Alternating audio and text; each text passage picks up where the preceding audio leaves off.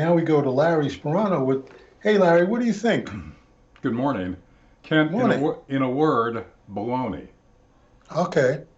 Even the New York Times Mm-hmm. reported that there were officials of the U.S. are very concerned about leakage of the virus from the Wuhan lab, which is only a few miles away. Mm-hmm. And that story is being deep sixed already.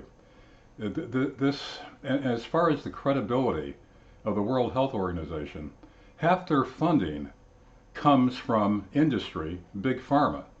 Mm-hmm. And so they have a vested interest. That's like saying that an American politician who accepts donations, campaign donations from corporations, are not affected, are not influenced in the legislation that they pass, which Mm-hmm. usually benefits those corporations. But what are you saying baloney about? You're saying what, that it did come out of the lab or it didn't, or what are you saying? And what I'm What's saying natural? is that the report Mm-hmm. that you just ran Mm-hmm. was heavily weighted that it's all, it's not substantiated, it's all conspiracy theories and all that. There's legitimate reports, including from the New York Times from a Mm-hmm. few years ago, where the Mm-hmm. Obama administration banned that kind of research. But Mm-hmm. the NIH, which Fauci is now in charge of, Georgia, right. gave $3.7 million to Wuhan lab to research coronavirus. You don't hear Fauci standing up and saying, "Oh yeah, we did fund them. That was a mistake." No, that's a non-story. So I'm Mm-hmm. saying, Kent, there's a bigger picture here. And I'm not Mm-hmm. Mm-hmm. saying that it was purposely released or even released from the lab. But what I'm saying is there are substantial, credible reports from a variety of sources, including the New York Times from several years back, Mm-hmm. which Mm-hmm. raised the question of how secure that Wuhan lab was. Now, for an investigative reporter to say, well, there's no substantiation, maybe there's not, but dig a little deeper and see.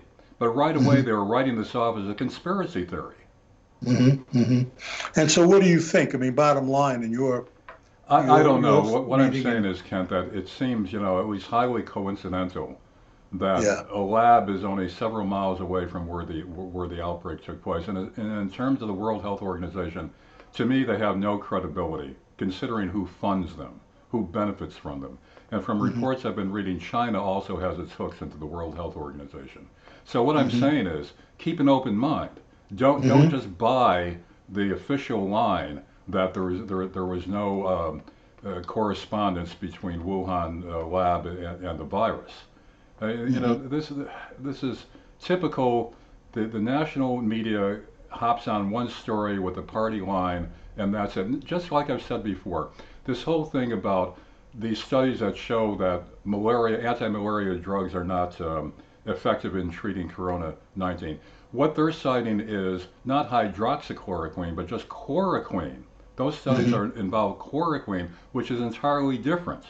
Mm-hmm. Hydroxychloroquine is a different drug which is effective. A growing number of reports now show that when it's administered, it is effective, but they're confusing the issue by making the public think that chloroquine is the same drug as hydroxychloroquine. Examine those reports and see how they make no differentiation. Mm-hmm. Even Sanjay Gupta made no differentiation. He cited that Brazilian study which used chloroquine as a drug basis for the Right. conclusion that it was very dangerous. Right. He made no distinction between chloroquine and hydroxychloroquine. Another example of these national experts, quotes around experts, telling the public one side of the story and purposely distorting this information. Now, I don't know if Gupta knew that he was melding the two together to confuse it or whether he was too stupid to know the difference. But either Right. way, it was misinformation promulgated to masses of people. And this is what's going on with this. Well, why do you think they're melting the two together, as you say? I mean, what's Because, the motivation? again, I don't know what the motivation is. That's speculation on my part. But, there are people that say that Big Pharma wants its own vaccine where they could charge a lot of money. And that's why they're so adamant about not dispensing hydroxychloroquine. It makes no, Kent, if you look at the facts, which isn't speculation, you look at the facts, there is no medical, scientific, or pharmaceutical reason not to be using hydroxychloroquine to treat COVID 19 patients. Those bad side effects are with chloroquine, are with chloroquine and in high dosages. That's how they're distorting this. Now, when you get a distortion like that, which to me seems more than coincidental, there's some kind of agenda behind it. I won't speculate on what that is, but what I'm saying is the real facts are not getting out. The picture is being distorted. So draw your own conclusions from that. All right, sir. Thank you, and we'll talk tomorrow. All right, Ken. Okay, see you. Bye-bye.